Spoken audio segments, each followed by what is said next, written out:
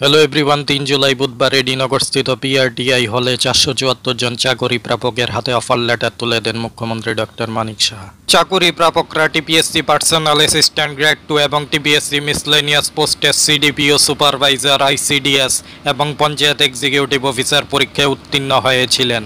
চাকরি প্রাপকদের offer letter প্রদানের অনুষ্ঠানে বক্তব্য রাখতে গিয়ে মুখ্যমন্ত্রী ডক্টর মানিক সাহা বলেন, সরকার প্রতিটি ক্ষেত্রেই স্বচ্ছতা নিয়ে কাজ করতে চায়। সরকারি দপ্তরগুলোতেও স্বচ্ছতার সাথে কাজ করা হয়, তার জন্য প্রতিটি দপ্তর ডিজিটালাইজেশন করা হয়েছে।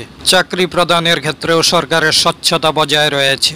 সঠিক নিয়োগ নীতি ও স্বচ্ছতার মাধ্যমে চাকরি প্রদান করা হলে সাধারণ মানুষজনের ভেতরে বর্তমান সরকারের সুশাসনের বিষয়টি নিশ্চিত হবে। আগে চাকরি পাওয়ার জন্য রাজনৈতিক নেতাদের কাছে যেতে হতো, মিছিল মিটিংয়ে হাঁটতে হতো, তারপরেও চাকরি পাবার কোনো নিশ্চয়তা ছিল না। চাকরি নিয়ে ব্যাপক দলবাজি করা হতো সে সময়।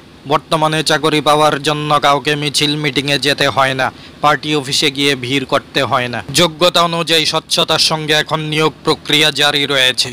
প্রতিযোগিতামূলক পরীক্ষা দিয়েই নিজের মেধার পরিচয় দিয়ে বর্তমান সময়ে যুবক যুবতীরা চাকরি পাচ্ছে।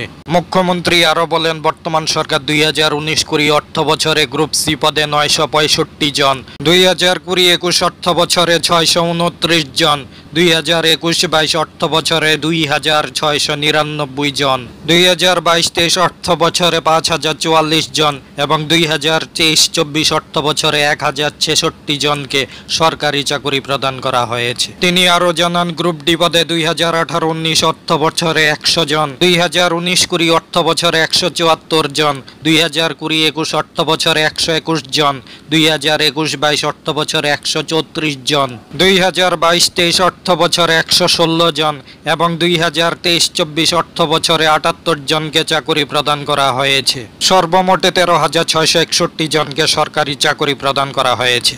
তিনি বলেন, বর্তমান সরকার কাজে বিশ্বাসী, প্রচারে নয়।